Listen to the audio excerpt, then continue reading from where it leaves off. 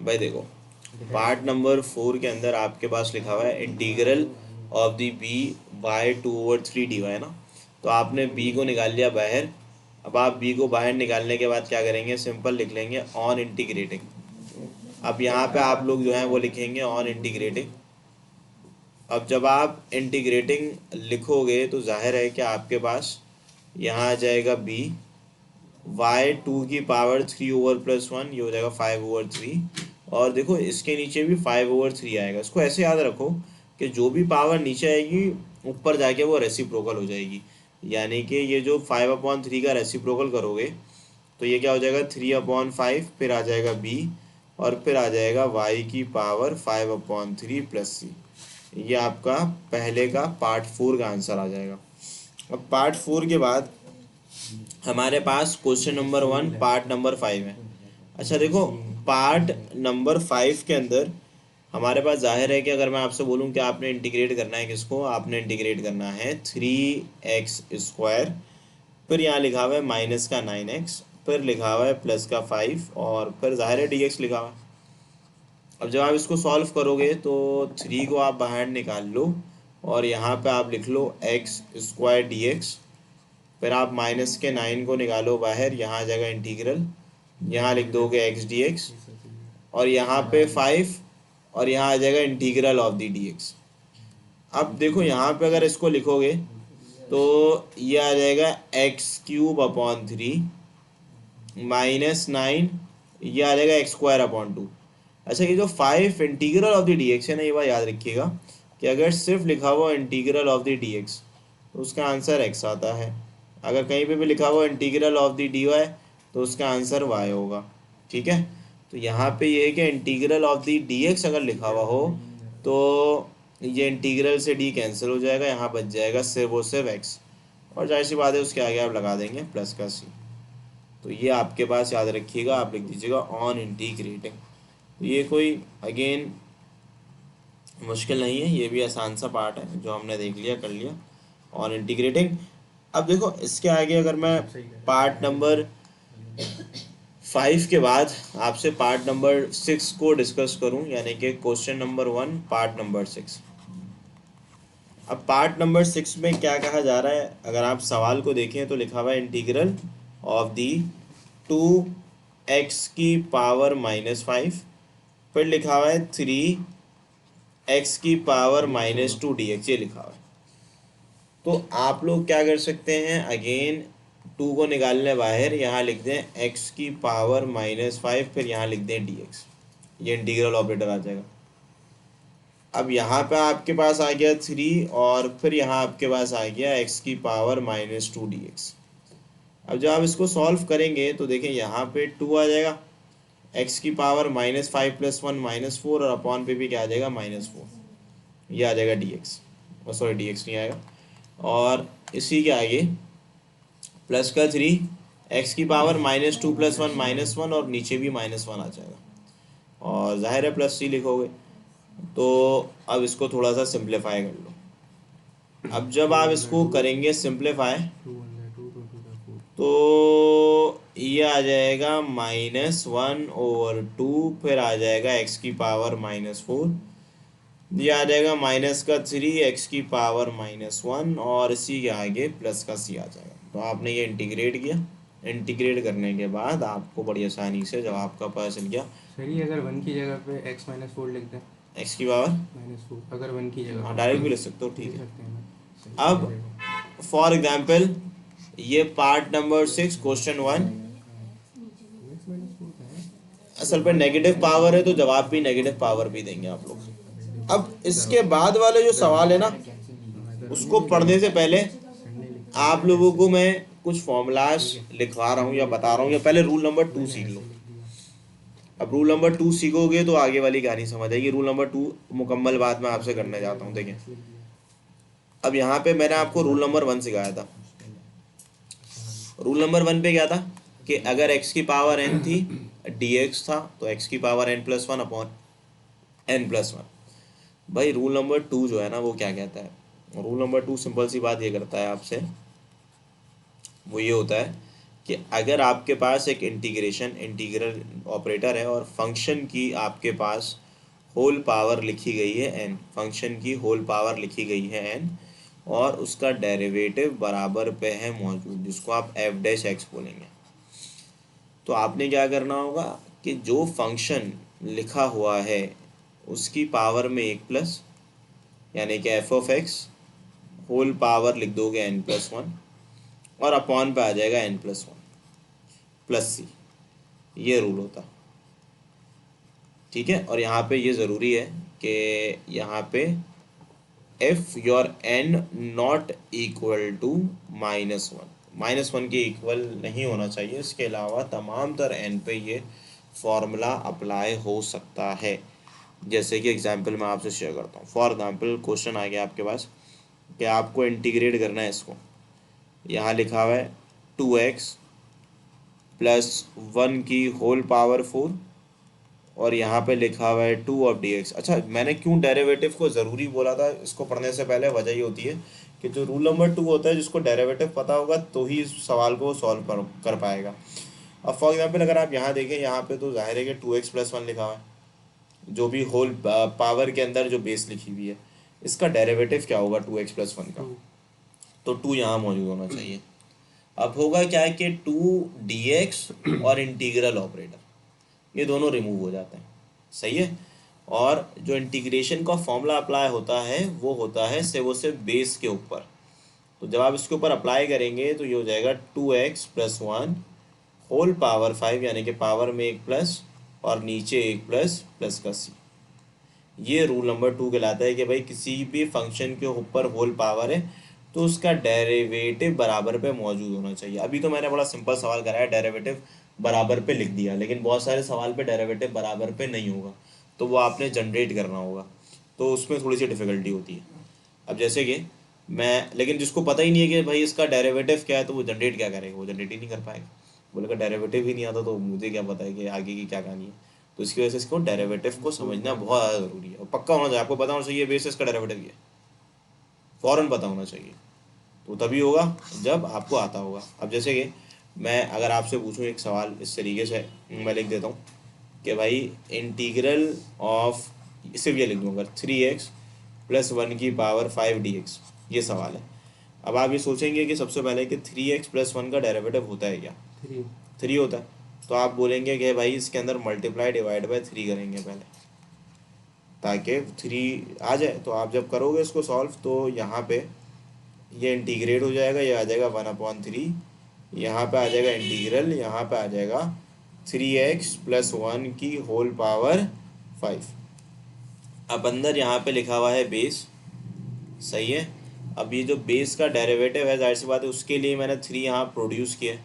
अब जब मैं ये प्रोड्यूस करूँगा तो ही ऐसा होगा कि यहाँ पे इंटीग्रल जो है वो 1/3 रहेगा वैसे ही।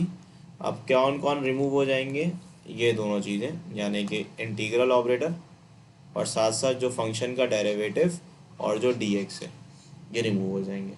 रिमूव होने के बाद जिसके ऊपर होल पावर है उसके ऊपर आप एक प्लस कर लेंगे, और यानी कि आप खुद देखें, अगर आप इसमें एक प्लस करेंगे तो 3x+1 होल पावर 6 अपॉन पे 6 आ जाएगा।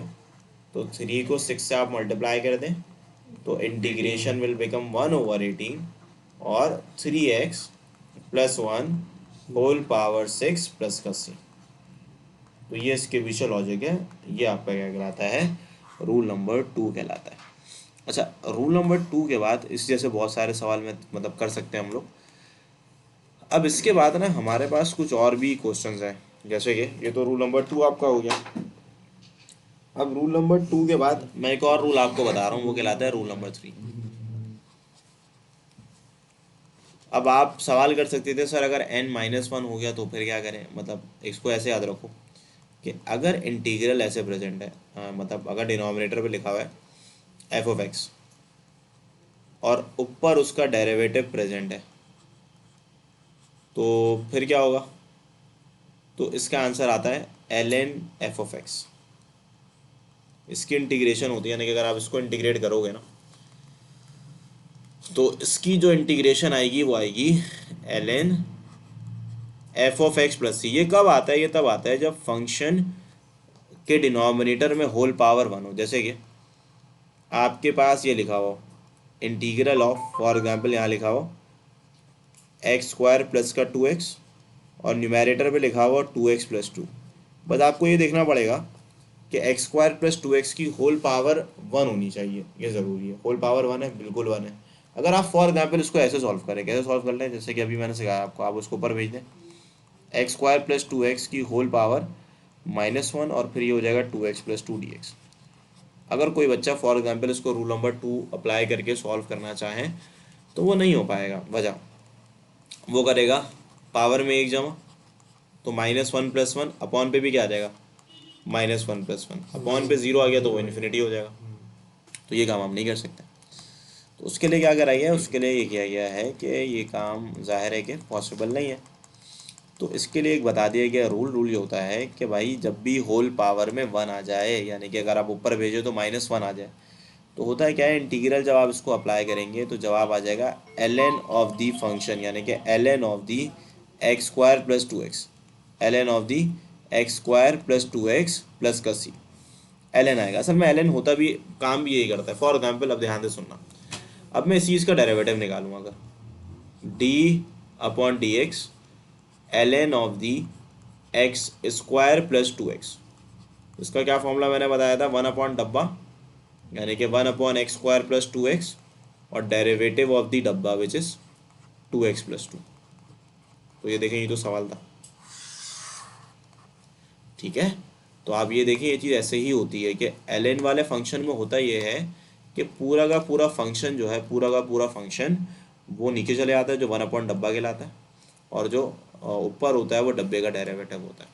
तो जब भी आपको 1 अपॉन डब्बा डब्बे का डेरिवेटिव दिख जाए तो आप बोलेंगे ठीक है भाई, इसका जो इंटीग्रल होगा वो ln डब्बा होगा। ये क्या है, 1 अपॉन डब्बा डब्बे का, तो इसका डेरिवेटिव क्या होगा, ln डब्बा। इसको ऐसे याद रखो, 1 अपॉन डब्बा डब्बे का। ये इसको रिवर्स पढ़ लो, अगर तुम लोग इसको इसको अगर तुम लोग ये देखोगे तो ये चीज़ इसका डेरिवेटिव है, 1 अपॉन डब्बा डब्बे का डेरिवेटिव, तो इसकी इंटीग्रेशन ये हो जाएगी, ठीक है। तो ये रूल नंबर 3 हो जाएगा कि अगर नीचे फंक्शन के डिनोमिनेटर पे होल पावर वन आ जाए और उसका डेरिवेटिव लेना हो तो हम क्या अप्लाई कर लेंगे, ln ऑफ दी फंक्शन को अप्लाई करेंगे। तो ये हमारा रूल नंबर 2 हो गया, ये हमारी रूल नंबर 3 हो गया। इसके बाद जो रूल्स हैं या उसके बाद फार्मूलास हैं, यानी कि सबसे पहले ट्रिग्नोमेट्रिक फंक्शन। अब ट्रिग्नोमेट्रिक फंक्शन के फार्मूलास पढ़े थे। अच्छा, इसके अंदर इतना टाइम इससे ही लगता है क्योंकि आप डेरिवेटिव पढ़ रहे होते हैं, तो उसके फार्मूलास वगैरह को याद करने के आप आदी हो चुके होते हो। इसलिए ये है कि इसके डेरिवेटिव से काफ़ी सिमिलर फार्मूला है। अब देखो यहाँ पे मैं पहले बता रहा हूँ, integral of the sine x D x जो है वो बराबर है minus cos x plus C के। Integral of the sine x जो है ना वो बराबर है negative cos x plus C के, ठीक है। अच्छा, यस को ऐसे भी देख सकते हो तुम लोग। असल में डेरिवेटिव जो होता है, किसका डेरिवेटिव, कॉज एक्स का माइनस साइन एक्स होता है, लेकिन इसके अंदर रिवर्स है। इसके अंदर जो कॉज एक्स का इंटीग्रल है वो आपके पास पॉजिटिव है और साइन एक्स का क्या है, नेगेटिव है। इसी तरीके से ये बात याद रखिएगा, इंटीग्रल ऑफ इसके अंदर अगर मैं आपसे सेक एक्स के बारे में बात करूं तो सेक एक्स का जो इंटीग्रल होता है वो पता है आपको क्या होता है, वो होता है ln of the sec x plus ten x, ln of the sec x plus ten x plus का सी। इसी तरीके से अगर मैं आपसे पूछूं what is the integral of the cosec x, ये भी उसी तरीके का होता है, जो बराबर होता है ln of the cosec x minus cot x plus का सी। इसी तरीके से integral of the tan x जो है वो बराबर होता है ln of the sine x plus C के। इसी तरीके से integral of the cot x जो है वो बराबर होता है, सही खैर ये जो है आपका ln सेक एक्स होता है, ठीक है। ये आपका है ln सेक एक्स प्लस का सी। कॉट एक्स का ये होता है कि आप लिख सकते हो इसको ln साइन एक्स प्लस का सी, ठीक है। सर कॉट का साइन होगा। हाँ, कॉट का साइन और टेन का सेक, ठीक है, अब देखो इसी के आगे हमारे पास कुछ और फॉर्मूलाज भी हैं, जैसे कि इंटीग्रल अगर मैं आपसे बोलूँ sec x tan x का निकालें, तो उसका इंटीग्रल होता है sec x। इसको ऐसे याद रख सकते हो, तुम लोगों ने याद करा होगा sec x का डेरिवेटिव क्या होता है, sec x tan x। तो sec x tan x का इंटीग्रल क्या होगा, sec x। इसी तरीके से यहाँ पे अगर मैं आपसे बात करूँ, लिखा हुआ है cosec x cot x और dx लिखा हुआ है, तो इसका आंसर आ जाएगा minus of the cosec x plus c. इसके अलावा आपके पास और भी है, integral of the sec square x dx, ये बराबर है tan x के। Integral of cosec square x जो है, ये आप लोग ही करेंगे, इंटीग्रल जो है ये बराबर हो जाएगा नेगेटिव cot x के। तो ये कुछ फॉर्मूलाज है जो भी आपने याद करना है, कुछ और भी हैं। अभी तो ये है कि सिर्फ मैंने आपको ट्रिग्नोमेट्रिक बताएं कि ट्रिग्नोमेट्रिक वाले के हैं, सही है। ट्रिग्नोमेट्रिक के अलावा और भी फॉर्मूलाज हैं, इनवर्स तो ये इन्वर्स ट्रिग्नोमेट्रिक अलग है। तो बस इंटीग्रेशन में बस 30-40 फॉर्मूलाज हैं जो आपने याद करने होंगे, ज़्यादा नहीं है। अब भाई इसको ऐसे याद कर लो ना, देखो तुम लोगों ने ये तो याद किया हुआ है tan x का डेरिवेटिव क्या होता है, sec स्क्वायर x। उसको रिवर्स पढ़ लो, sec स्क्वायर x का इंटीग्रल क्या होगा, tan x। cot x का डेरिवेटिव क्या होता है, माइनस cosec स्क्वायर x। उसका रिवर्स पढ़ लो, ठीक है। तो यहाँ पर ये है कि आप उसको रिवर्स तरीके से याद कर सकते हैं। जो डेरिवेटिव में सवाल था वो जवाब बन गया, जो जवाब था वो सवाल बन गया। ठीक है, तो अब इसके सवाल अब पढ़ते हैं इसके सवालात की तरफ। अब क्योंकि ये रूल मैंने बता दिए तो अब इसको हम आगे वाले सवाल पे अप्लाई कर सकते हैं। अब ये मैंने बताया क्वेश्चन नंबर 1 पार्ट नंबर 6। देखो पार्ट नंबर 6 के बाद अगर मैं पार्ट नंबर 7 के बारे में बात करता हूँ, तो क्वेश्चन नंबर 1 पार्ट नंबर 7। अब पार्ट नंबर 7 पे क्या कहा जा रहा है भाई, इस पे ये कहा जा रहा है कि आपके पास x5, देखो यहाँ लिखा हुआ है 3x³ माइनस 5x, फिर लिखा हुआ है 6, फिर मैं अगर अपॉन की बात करूं तो अपॉन पे लिखा हुआ है x4 dx, ये लिखा हुआ है। अब ये लिखा हुआ है तो आपने क्या करना है, आपने इंटीग्रल लिखना है, यहाँ पे आपने इसका एलसीएम ब्रेक कर देना है। तो यहाँ आ जाएगा x5/x4, ये आपने लिख दिया, और यहाँ आप लिख दोगे 3 और यहाँ आप लिख दोगे x³ x4। अब ज़रा तवज्जो सुनिएगा, -5x/x4 एलसीएम ब्रेक करोगे सबसे पहले, ठीक है। एलसीएम आपने ब्रेक कर दिया इस सवाल के अंदर। एलसीएम ब्रेक करने के बाद मुझे बताएं कि यहाँ पे असल में x5 लिखा हुआ है, तो उसमें x की पावर क्या हो जाएगी, 1 हो जाएगी, ठीक है। ये हो गया 3, नीचे क्या आ जाएगा बताओ, x आ जाएगा, ये आ जाएगा -5, x की पावर कितनी आ जाएगी, -3 प्लस 6, x की पावर -4। जब भी देखो ऊपर ज़्यादा टर्म हो नीचे एक टर्म हो, एलसीएम ब्रेक कर दो ताकि वो रूल नंबर 1 अप्लाई कर सके। ये सर ये x की पावर 0 1 कैसे हो गई, 5 थी किधर, ये नीचे 4 5 5 में से 4 को निकाल दो, 5 में से 4 इसको 3 में से 4 को निकाल दो, 4 - 3, ये 1 है, ये -4 हो जाएगा, 1 - 4। अब देखो मैंने, अगर तुम इसको लिखोगे पहले तो तुमने, वाली में से नीचे वाली माइनस करेंगे। अच्छा इस पे बस एक बात का ख्याल रखना, मैं बताता हूँ अभी। फिर तो यार माइनस आना चाहिए था, फिर तो दूसरे वाले में जब दूसरे वाले में मैंने जान के नहीं लिखा क्योंकि उसमें x की पावर -1 थी, -1 वाले को छोड़ देना, -1 वाले पे लॉग आ जाता है, उसको -1 कभी नहीं लिखना पावर, उसके अलावा सारी लिख देना, ठीक है। 1/x dx, -5 x की पावर -3 dx, प्लस का 6, फिर क्या लिखोगे, x की पावर -4 dx, ये आपने लिख दिया। अब ज़रा तवज्जो सुने, इस पे आप अब अप्लाई कर सकते हैं इंटीग्रेशन, यानी कि आप लिख सकते हैं ऑन इंटीग्रेटिंग।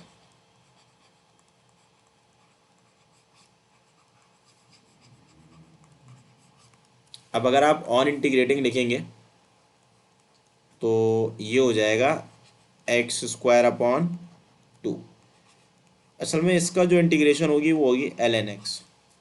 अब देखो ना यहाँ पे x की पावर 1 लिखी हुई है टोटल, और x का डेरिवेटिव क्या होता है 1, वो ऊपर मौजूद है। ये उसको ऐसे भी याद कर सकते हो तुम लोग कि डेरिवेटिव ln x का क्या होता है, 1 अपॉन डब्बा डब्बे का डेरिवेटिव, यानी कि 1 अपॉन एक्स, एक्स का डेरिवेटिव 1। तो integral of the 1 upon x क्या होगा, ln x होगा। सर ये एक्स स्क्वायर अपॉन 2 कैसे आया? भाई पावर में एक प्लस नीचे एक प्लस, रूल नंबर 1। अच्छा अच्छा। अब यहाँ पे देखो ये याद रखना, x अगर नीचे लिखा 1 अपॉन एक्स की इंटीग्रेशन ln x होती है। अब इसी के आगे आपके पास लिखा हुआ है -5, यहाँ पे लिखोगे x की पावर -2 अपॉन -2 प्लस का 6, x की पावर -3 अपॉन -3। अच्छा जी, अब आप क्या करोगे, अब आप लिख दोगे एक्स स्क्वायर अपॉन 2, भाई यहाँ पे आप लिख दोगे +3, यहाँ पे आप लिख दोगे ln x, माइनस माइनस क्या हो जाएगा, प्लस हो जाएगा। तो यह आई है 5/2, ठीक है। x की पावर है -2, तो -2 -1 जो है कितना हो जाएगा, -2 + 1, सर +1 क्यों करेंगे, रूल नंबर 1 तो x लगा की दिया। पावर -1 हो जाएगी। प्लस माइनस क्या होता है, माइनस होता है, तो ये हो जाएगा। अच्छा +1 नहीं करेंगे, मैं क्या कर रहा हूँ, वही तो सर। इंटीग्रेशन तो कर चुके हैं ना। तो देखिए माइनस माइनस क्या होगा, प्लस 5/2, एक्स की पावर -2। अच्छा भी, अब इसको क्योंकि सवाल पॉजिटिव पावर में था तो जवाब भी आप पॉजिटिव पावर में ही दें, तो आप यहाँ पे लिखते हैं 5/2। वैसे अगर नेगेटिव भी लिखते हैं तो कोई मसला नहीं है, -2/x³, फिर क्या लिख दोगे, प्लस का c। नीचे -3 ऊपर 6 3 1 3 3 2 6। असल में वो नीचे की नेगेटिव जो ऊपर वाले को पॉजिटिव को नेगेटिव बना देगा। और ऊपर -5 की पावर इसलिए x के ऊपर नीचे लिख दिया। ठीक है भाई, तो ये आपका पार्ट नंबर 7 है। 7 के बाद अगर आप लोग देखें तो पार्ट नंबर 8 भी कोई मुश्किल नहीं है। पार्ट नंबर 8 जो है, किसको दी थी भाई, कुछ ले दे सर। पार्ट नंबर 8 पे लिखा हुआ है simple cos x + 3 times of sin x dx, ये लिखा हुआ है ना। तो यहाँ पे आप इंटीग्रल लिखेंगे, यहाँ पे cos x dx लिख देंगे, यहाँ पे 3 लिखेंगे, यहाँ पे sin x dx लिखेंगे। अब cos x की जो इंटीग्रेशन होती है वो क्या होती है, cos x की इंटीग्रेशन के बारे में अगर मैं आपसे बात करूं तो भाई वो बराबर है sin x के, और sin x की क्या है बताओ, उल्टा है, cos का पॉजिटिव, sin का negative. On integrating this will become -3 cos x plus का c, ये जवाब आ जाएगा। ये जवाब है।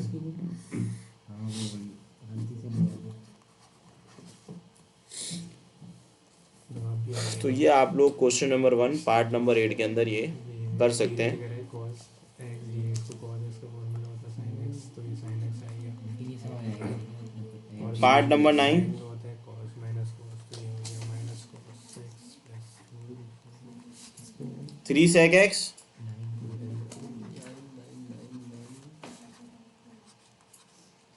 3 sec x minus cosec x dx। तो जो सुने, ये हो जाएगा 3, यहाँ पे आप लिख देंगे sec x dx माइनस, और यहाँ आप लिख देंगे cosec x dx।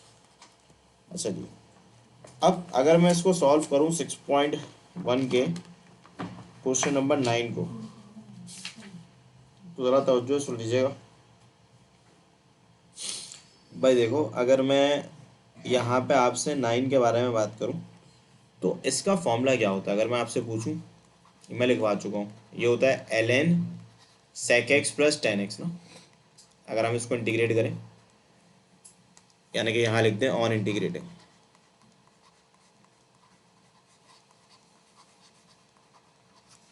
तो ये हो जाएगा ln sec x plus tan x minus, यहाँ क्या लिखोगे, ln cosec x minus cot x। इसका जो फॉर्मूला होता है वो हमारे पास होता है ln cosec x minus cot x, ठीक है। आपकी बुक में थोड़ी सिंप्लीफिकेशन भी हुई हुई है। सिंप्लीफिकेशन क्या हुई है मैं बताता हूँ, देखो भाई। सबसे पहली बात, यहाँ पे एक प्रॉपर्टी यूज़ कर सकते हो, ये यूज़ कर सकते हो कि ln a की पावर x बराबर है x डॉट ln a के, यानी कि जो पावर 3 है इसको आप, मतलब जो कोफिशिएंट है उसको आप पावर बना सकते हो। लॉग की प्रॉपर्टी होती है, हमने डेरिवेटिव में भी पढ़ा हुआ है। जी। तो ये हो जाएगा ln, ये आ जाएगा sec x, फिर आप लिख दोगे tan x की होल पावर 3, और यहाँ आ गया ln ये ज़्यादा मतलब cosec x minus cot x। अब जाहिर है कि आपने एक और चीज़ और पढ़ी हुई है, वो ये है कि ln a minus ln b बराबर होता है ln a अपॉन b के। तो बस इस पर ln a upon b apply कर लो।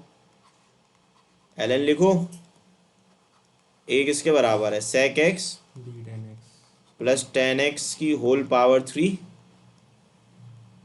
अपॉन पे क्या आ जाएगा कोसेक एक्स। नॉर्मल ये है कि अगर ln आ जाए तो कोशिश करके एक इतना सिंप्लीफाई कर दो कि एक ln पे तमाम तर चीज़ आ जाए।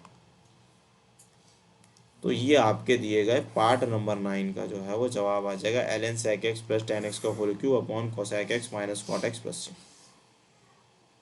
ये पार्ट नंबर 9 है। अब पार्ट 9 के बाद अगर आप लोग क्वेश्चन नंबर 1 का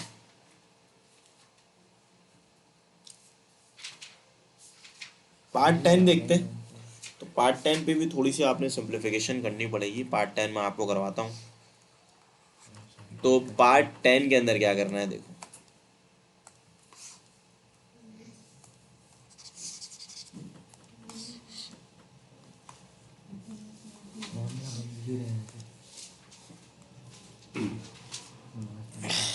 पार्ट 10 देखें। पार्ट 10 पे लिखा हुआ है integral of the 2 tan x minus 5 sec x dx minus 5, और फिर लिखा हुआ है sec x dx।